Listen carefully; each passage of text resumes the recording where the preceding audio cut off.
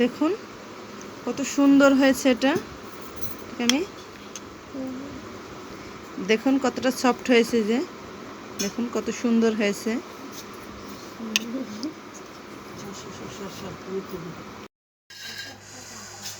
আসসালামু আলাইকুম বন্ধুরা, দেখুন আজকে আমি দুধ জাল করেছি। কেমন একটা ছানা কেটে গেছে। তো এই ছানাটা আমার ঘরে এভাবে কেউ খাবে না, তাই একটা পদ্ধতিতে একটু যদি মিষ্টির মতো বানিয়ে দিতে পারি তাহলে কিন্তু সবাই খেয়ে নেবে। তাই আমি এটাকে দিয়ে এখন একটা মিষ্টি বানাবো। চুলায় আমি বসিয়ে দিয়েছি। কারণ এখানে দিয়ে দিলাম 1 টেবিল চামচ চিনি। আস্তে আস্তে জাল করে আমি চিনি আর ছানাটাকে সুন্দরভাবে আমি একটু মিশিয়ে নিচ্ছি। মিষ্টির স্বাদের জন্য দিয়ে দেব অল্প পরিমাণ একটুখানি লবণ, স্বাদের সুন্দর একটা স্বাদ আনার জন্য।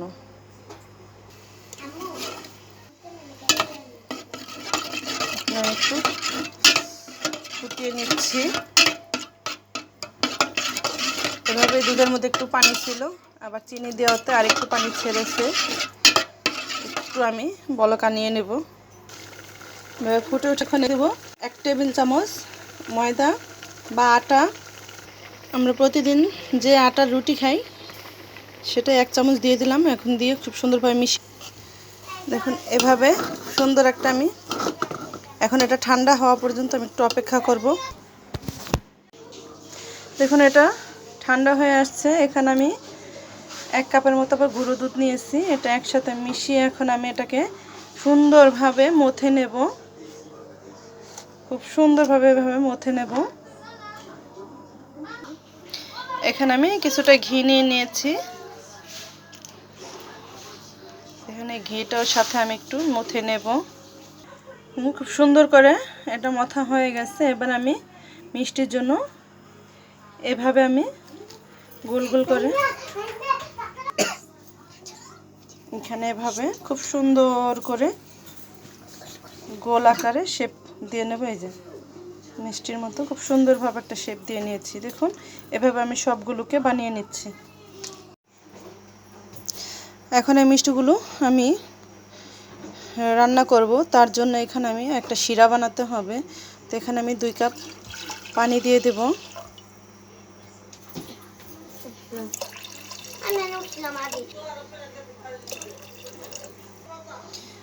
মুখ ফাটিয়ে 3টে এলাচি দিয়ে দিলাম। দিয়ে দেব 2 টেবিল চামচ চিনি।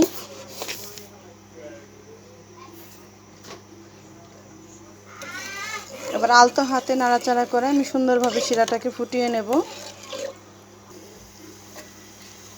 এটা কিন্তু বেশি আঠালো করা যাবে না, হালকা একটু আঠালো করতে হবে, না হলে কিন্তু চিটচিটে হয়ে যাবে। ফুটে উঠতেছে, এর মধ্যে এখন দিয়ে দেব 1 চিলতে লেবু। বেশ 5 মিনিট আমি ফুটিয়ে নিয়েছি। এবার আমি মিষ্টিগুলো দিয়ে আস্তে আস্তে এটার মধ্যে দিয়ে রান্না করে নেব।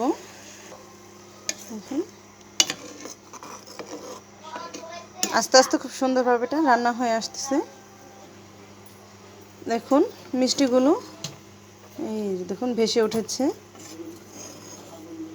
দেখতেই দেখা যাচ্ছে কতটা লোভনীয় হচ্ছে।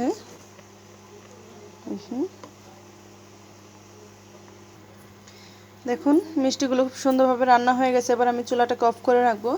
এই শিরার মধ্যে মিষ্টিগুলো বেশ কিছুক্ষণ রেখে দেব, তারপর আপনাদের সাথে আবার শেয়ার করব। আজকে আমি তৈরি করে নিলাম খুব সুন্দর একটা রসগোল্লা। ফেলে দেওয়া বলতে আসলে দুধটা ফেটে গেছে, তো সেক্ষেত্রে সেটা ফেলে না দিয়ে এটা আমরা তৈরি করে নিয়েছি।